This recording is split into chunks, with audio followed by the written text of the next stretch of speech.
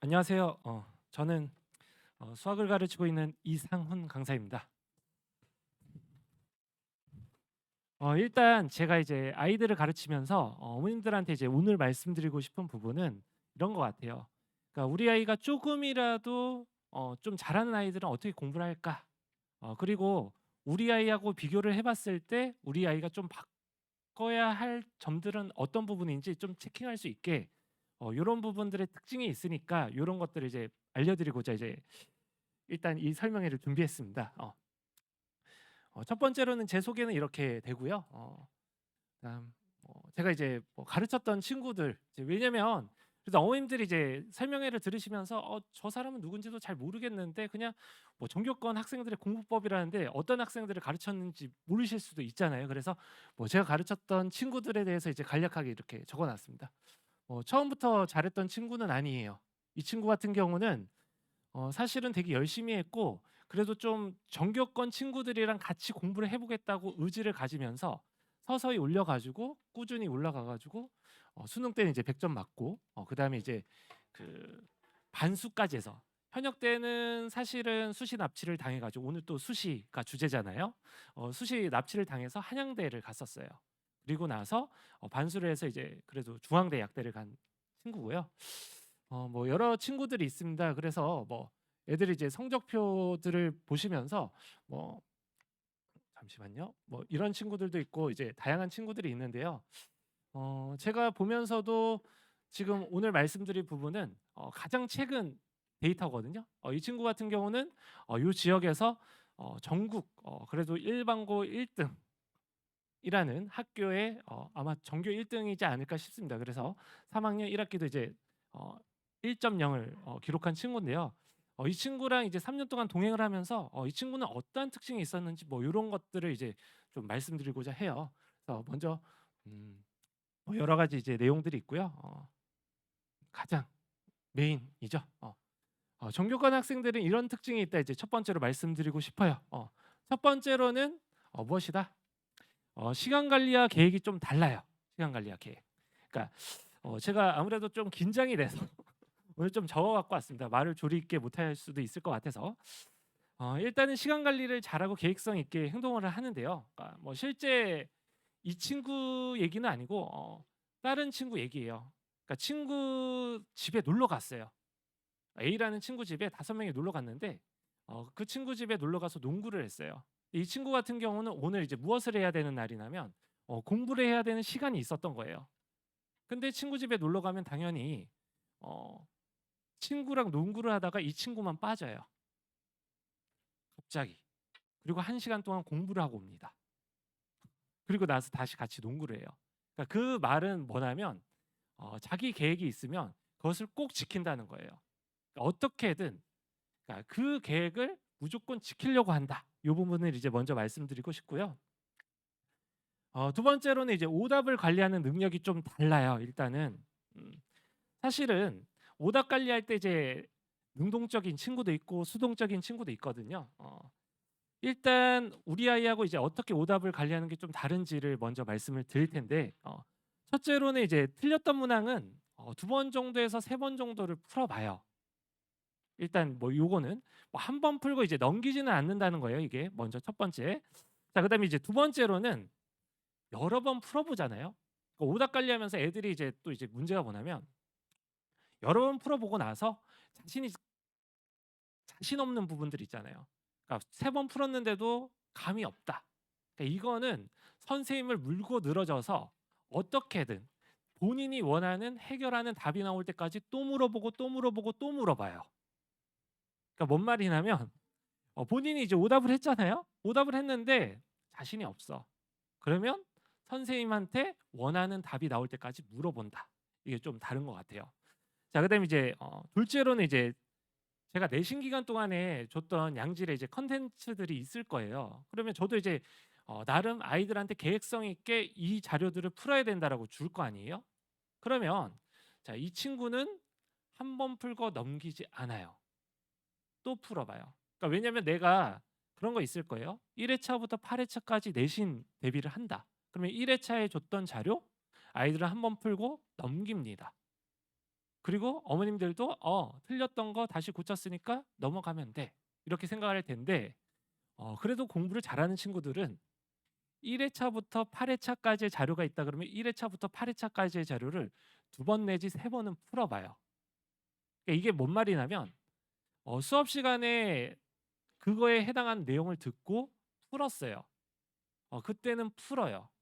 근데 한 1 주일 내지 2 주일 정도 지나고 나서 다시 풀어 보잖아요. 틀립니다. 어머님들이 한번 이런 걸 이제 시행해 보시면 되는데 혹시라도 뭐 좀 그래도 어머님께서 직접 조금 관리를 하신다는 어머님들은 우리 아이가 풀었던 과제를 보세요 먼저. 그리고 동그라미를 쳐 놨을 거예요. 그러면 그 똑같은 과제를 하나 더 줄 수 있냐고 선생님한테 물어보시고 한 2주 정도 있다가 다시 똑같이 풀리게 해 보세요. 그럼 동그라미 있던 문제가 X로 변하는 기적 같은 마법이 일어납니다. 제가 이거는 진짜로 어머님들한테 이거를 간과하지 말아야 될 부분이에요. 그러니까 항상 그런 거 있잖아요. 학생들이 시험 보고 나서 아쉬운 부분이 이런 거거든요. "엄마, 나 이거 봤던 문제인데 틀렸어." 그러니까 이런 일들이 일어나지 않으려면 이런 부분들을 잘 체킹을 해야 된다는 거예요. 그러니까 어 택이 매우 간단하면서도 놓치는 부분이라는 겁니다. 제가 말씀드리고 싶은 건. 자, 그래서 요 부분을 이제 말씀드리고 싶고요. 세 번째로는 이제 그리고 두 번째 또 다시 또 말씀드리고 싶은 게 제가 요거는 사실은 조금 꿀팁인데 어떻게 보면 좀 꿀팁인데 어머님들한테 이제 말씀드리고 싶은 부분이 어떤 문항을 이제 보잖아요. 그러면 본인이 되게 제일 약한 문제가 있을 거예요. 이건 아무리 봐도 어떻게 푸는지 잘 모르겠고 힘들고 그래서 아예 풀이를 외워버리자 이러거든요, 애들이. 보통 그럴 수밖에 없어요. 시험에 임박해서. 이 꿀팁이 뭐냐면 이 문제를 본인이 숫자를 변형을 해 보라는 거예요. 본인이 숫자를 단순 숫자 변형 문제를 만들어 보라는 거예요. 이건 되게 꿀팁인데 제가 아이들한테 해 주는 얘기거든요. 그러니까 사실은 이런 거잖아요. 그러니까 뭐 예술가 중에 이제 피카소라는 예술가가 있는데 모방은 창조의 어머니라고 했는데 그만큼 이 모방을 해 보면서 본인이 그 문제의 본질을 이해하기 시작한다는 거예요. 그래서 그걸 좀 알았으면 좋겠습니다. 세 번째로 이제 목표 설정에 대해서 이제 말씀을 드릴 건데 이 목표 설정은 되게 중요한 것 같아요, 사실. 그러니까 뭐 다른 것보다 가장 중요한 것 같고 공부를 잘하던 친구들도 갑자기 슬럼프에 빠지는 경우들이 있는데 요건 되게 중요한 것 같습니다. 목표 설정, 장래희망, 전공. 제가 이제 아이들을 가르치면서 항상 첫 번째로 물어보는 게 이제 이런 것 같아요. 첫 번째로는 너가 가고 싶은 대학과 전공. 그다음 두 번째로는 너가 하고 싶은 직업. 그다음 세 번째로는 제가 아이들한테 물어보는 게 너의 20 대와 30 대의 플랜. 이게 짜여져 있느냐? 사실은 공부를 잘하고 이런 친구들은 생각보다 이게 다 짜여져 있어요. 동기부여가 없으면 공부를 하다가 꺾이거든요. 그러니까 애들이 사춘기를 겪으면서 갑자기 이런 경우가 있어요. 갑자기 슬럼프가 오고 갑자기 나는 공부를 해도 안 되는 것 같아. 뭐 등등등 이런 것들이 이제 오기 시작하는데 그런 부분들이 적어지려면 자, 요런 부분들을 꼭 체킹을 해야 된다 이렇게 말씀드리고 싶습니다. 자, 그다음에 이제 네 번째로는 효율적인 수학 공부량에 대해서 또 다시 말씀을 드릴게요. 자, 이 효율적인 수학 공부량이라는 것은 사실은 본인의 노력도 필요하지만 사실은 외부적인 노력도 필요합니다. 사실 강사의 노력도 필요하다는 건데 그 강사들이 열심히 노력을 해서 양질의 컨텐츠를 줄 거예요. 그러니까 그 양질의 컨텐츠가 매우 중요하다는 건데 사실 이런 거죠. 자, 우리가 공부를 하면서 시중 문제집을 예로 들게요. 블랙라벨이 있어요. 그다음에 시중 문제집은 내신고쟁이라는 문제집도 있고 어머님들이 이제 보시다 보면 뭐 요즘에는 또 이제 블랙라벨 그다음에 내신고쟁이 또 심화 문제집으로는 531 프로젝트라는 문제집도 있습니다. 그럼 이 세 가지 문제집을 아이가 순차적으로 A 풀고 B 풀고 C 푸는 게 사실은 좋긴 하죠. 시간적 여유가 있으면. 근데 겹치는 문제들이 있을 거예요. 그 겹치는 문제들을 사실은 또 풀고 또 풀고 또 풀면 애들이 이래요. A 문제집 풀고 그다음에 B 문제집 풀고 C 문제집을 풀면서 A 문제집 풀고 B 문제집 풀 때 똑같은 문제가 있는 것 같고 아무리 봐도 이거는 그냥 손 노가다인 것 같으니까 안 풀거든요. 그리고 양은 많고 그렇기 때문에 저는 봤을 때는 이것들을 서머리해 줄 수 있는 압축적인 교재들 있잖아요. 그러니까 이런 콘텐츠들을 풀어야지 아이들이 시간적으로 효율적으로 갈 수 있다. 이렇게 먼저 말씀드리고 싶고, 그다음 두 번째로는 혹시라도 지금은 조금 늦은 감이 있을 수도 있습니다. 그러니까 제가 말씀드리고 싶은 거는 연산적인 능력이 되게 중요해요. 그러니까 혹시라도 동생 중에 어린아이가 있다 그러면 저학년이 있다 그러면 저는 구몬 같은 것을 매우 중요시 여겨요. 그러니까 수학을 잘하는 친구들은 뭐냐면 연산이 빨라요, 일단. 그러니까 뭐냐면 남들이 5시간 동안 공부해서 할 양을 1시간에 끝내버려요. 문제 푸는 속도가 빠르기 때문에. 그러니까 그렇기 때문에 이 연산적인 부분을 간과해서는 안 된다. 그래서 연산적인 속도를 늘리는 연습을 해야 되는데, 이미 이제 고등학생이 되다 보면 어머님들이 이런 연습 많이 하거든요. 그러니까 뭐냐면 어, 타임 어택. 타임 어택이 뭐죠? 시간 내에 풀어내려고 고등학교 내신 할 때. 이거 되게 스트레스 받거든요. 그래도 이제 좀 요런 부분들의 특징이 있다 이렇게 말씀드리고 싶습니다. 연산적인 능력을 좀 개선을 해 나가야 된다. 자, 그다음에 이제 다섯 번째로 이제 말씀드리고 싶은 게 이제 뭐냐면 이런 것 같아요. 보통 전교권 학생들은요, 한 번 3년 동안 본인의 내신을 관리해 줄 선생님이 필요하다는 거예요. 쭉 간다는 거죠, 쭉. 3년 동안. 그러니까 이 선생님한테는 계속 소통하고, 그다음에 이 선생님한테는 물어보고 의지하고, 본인의 슬럼프가 왔을 때 그 본인의 슬럼프를 없애기 위해서 같이 고민을 해보고, 그리고 전에 선생님이 가르쳤던 선배들은 이럴 때 어떻게 극복을 했었는지, 그리고 어떻게 하는 게 좋을지, 이런 것들을 소통을 많이 한다는 거예요. 그러니까 사실 이제 공부를 하다 보면 아이들 근심 걱정이 많아요. 그러니까 그런 근심 걱정이 있을 때마다 소통할 수 있는 사람, 멘토가 필요하다. 그러니까 사실 그런 친구들 같은 경우는 강사 선생님이 될 수도 있고 또는 선배가 될 수도 있거든요. 뭐 동아리에서 좋은 선배를 만나서 그런 멘토가 되는 선배를 만나는 경우도 있고. 근데 요 지역 같은 경우는 대치동이잖아요. 워낙 치열하다 보니까 생각보다 선배 같은 멘토보다는 선생님의 멘토를 많이 얻는 것 같습니다. 저도 이제 학생들하고 같이 이제 얘기를 하다 보면 근심 걱정이 너무 많거든요. 예를 들어서 이런 거예요. 오늘 또 수시 지원 전략이니까 또 말씀드리면 어떤 B라는 친구가 저한테 이런 적이 있어요. 선생님, 수학 내신에서 2등급이 한 번 뜨면 의대 못 가나요? 수시로? 이렇게 물어보더라고요. 참 순진한 친구예요. 고등학교 1학년 때 그렇게 얘기를 하더라고요. 수학 내신 2등급이 떠도 의대로 수시로 의대를 갑니다. 근데 그 친구는 그냥 무조건 막연하게 생각을 하는 거거든요. 실질적인 데이터. 그러니까 우리가 이제 어, 카더라 통신과는 다르게 실질적인 데이터는 약간의 차이가 있을 수 있다는 거예요. 평점적인 부분이나 이런 것들을. 그리고 이제 제가 이제 가르쳤던 제자가 올해죠. 올해 초에 한번 어머님들 대상으로 이제 또 설명회를 한번 한 적이 있었는데, 그 친구가 이제 설명회에서는 얘기는 안 하고 저한테 이렇게 얘기를 하더라고요. 선생님, 그래도 제가 3년 동안 수학 내신 5개 학기거든요. 5개 학기. 5개 학기 수학 내신 올 1등급 받은 친구는 자기밖에 없대요. 그 친구가 모 학교 전교 2등으로 졸업한 친구입니다. 그만큼 그러면 다른 친구들 중에는 수시로 의대 간 친구들이 있을 거 아니에요? 그러면 그 친구들이 다 1등급을 받지는 않았다는 거예요. 그런 부분들이 이제 존재하니까 근데 이제 당연히 우리가 생각하는 그 S 의대는 조금 다를 수 있다. 이 부분은 좀 참고하시면 좋을 것 같습니다. S 의대는.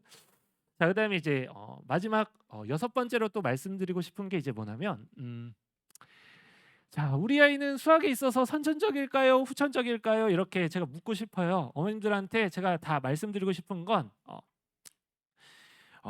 제가 가르치면서 진짜 넘사벽인 천재 같은 친구들, 뭐 이런 친구들, 와, 학생들이 얘기 많이 해요. 어머님들 자녀분들 중에서도요. 아마 그럴 거예요. 쟤는 천재야, 넘사벽이야, 막 그러거든요. 그런 애들도 후천적인 친구라는 걸 말씀드리고 싶어요. 제가 말씀드리고 싶은 건. 다 그 친구들은 피나는 노력을 한다는 거예요. 피나는 노력. 진짜 제가 학생들은 못 보거든요. 친구의 노력을 학생들은 못 봐요. 근데 저는 잘하는 친구들을 가르치면서 저는 강사니까 보잖아요. 엄청 다 후천적인 노력으로 이루어진다는 거예요. 그러면 선천적인 친구들은 각 학교에 몇 명 정도 있을까 생각을 해보면 제가 보통 추산을 해보니까 한 학교에 300명이 있다 그러면 1명, 2명 빼고는 다 후천적인 친구입니다. 이거는 아셔야 돼요. 실질적으로. 그러니까 탑 클래스가 되려면 다 선천적인 노력으로 이루어진다. 선천적인 친구들은 한두 명밖에 없다. 이것만 좀 참고 하시면 좋을 것 같습니다. 제가 이제 보통 어머님들한테 그래도 어, 사실은 어떻게 보면 뻔한 얘기일 수도 있지만 어머님들이 간과하시는 부분들이 있을 수도 있을 것 같아요. 그래서 제가 아까 이제 말씀드렸던 부분들 중에서 어머님들이 잘 생각을 해서 자, 우리 아이가 지금 오늘 스카이 서성한이 이제 수시 지원 전략이더라고요.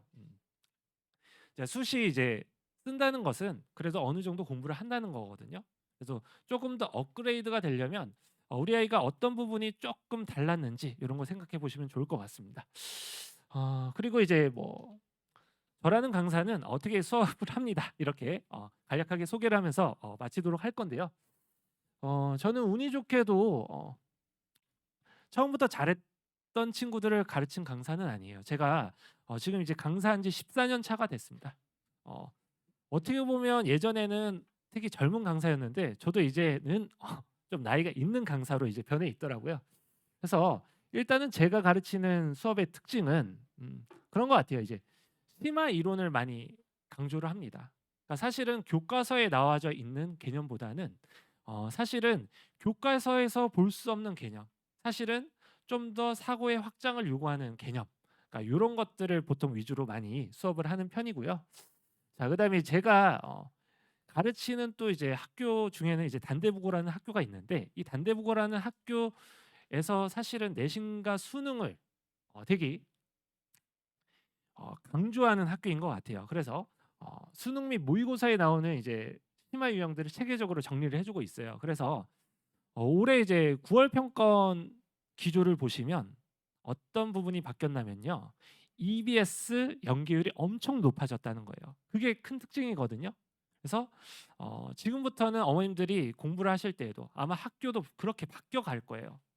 그러니까 EBS 수능 특강, 수능 완성 이런 부분들 연계율이 내신에서나 또 그 다음에 수능에서나 엄청 높아질 거니까 그 부분들 잘 참고하시고 현재 우리 아이가 고1이라면 이제 어떤 부분을 정리해야 된다? 수능 특강, 수능 완성 이 부분들 잘 정리할 고민을 그러니까 어떻게 정리할 것인지 잘 고민을 하시는 게 중요하겠죠. 자, 그다음에 이제 학생들이 어려워하는 부분들을 이제 집중적으로 훈련을 시키기는 해요. 그러니까 왜냐면 애들이 어려워하는 부분을 자꾸 때려줘야지 아는 부분 자꾸 수업하다 보면 앞에서 그런 거 있잖아요. 아는 내용 자꾸 얘기하면 집중도가 흐려지거든요. 그래서 어려운 부분들을 집중적으로 훈련하는 수업을 하고 있다 이렇게 말씀드리고 싶고 저 같은 경우는 이제 항상 교재 중에는 이런 특징이 있어요. 그러니까 사실 실제 문항과 이제 쌍둥이 문항이 있는데 저는 문제를 매우 많이 변형을 해주는 타입의 강사예요. 그러니까 어떠한 한 문항이 있다 그러면 애들은 저보고 그래요. 그러니까 어떤 친구들은 그러더라고요. 선생님은 언제 자냐? 그러니까 문제를 그냥 공장처럼 막 찍어내니까 문제를 공장처럼 찍어냅니다. 변형 문제들 또 만들고 또 만들고 그러니까 아이들이 사실은 그러니까 이 문제에 대해서 어려운 문항들을 이제 공부를 했잖아요. 그러면 그 문항에 대해서 체화할 수 있는 많은 문항들을 풀 수 있게 준비를 해준다. 어머님들 중에 이제 이런 친구들도 있을 거예요. 우리 아이가 다니는 학원에서는 풀었던 문항을 또 풀라고 해. 그건 이제 뭐죠? 암기식 수학이거든요. 암기식 수학은 한계치가 있습니다. 어머님들 당장 코앞에는 효과가 되게 좋아 보이지만 언제 문제가 발생하죠? 6월 평가원, 고3 6월 평가원을 보면서 뼈저린 상처를 얻게 됩니다. 그래서 왜냐하면 평가원은 봤던 문항이 아니라 새로운 유형의 문항이 나오거든요. 그래서 그런 암기식 수학이 아니라 그래도 변형적인 문항들을 풀면서 체화를 시켜야 된다. 이렇게 말씀드리고 싶어요. 그다음에 이제 관리 시스템은 이제 이렇게 되어져 있고요.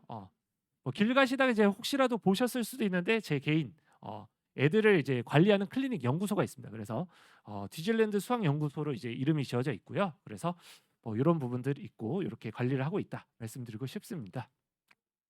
자, 그래서 이제 요렇게 생겨져 있고요. 요렇게 이제 공간을 마련해 놔서 아이들의 이제 공부를 클리닉을 돕고 있습니다. 질문이나. 자, 제가 이제 준비한 내용은 여기까지고요. 제가 그래도 어민들께서 잠시나마 그래도 아이들은 요렇게 공부를 한다. 그래도 우리 아이와 다른 점이 무엇이 있었을까? 이런 것들을 고민해 가면서 우리 아이한테 접목할 수 있는 공부 방법을 찾으셨으면 좋겠습니다. 저는 수학을 가르치는 강사 이상훈입니다. 감사합니다.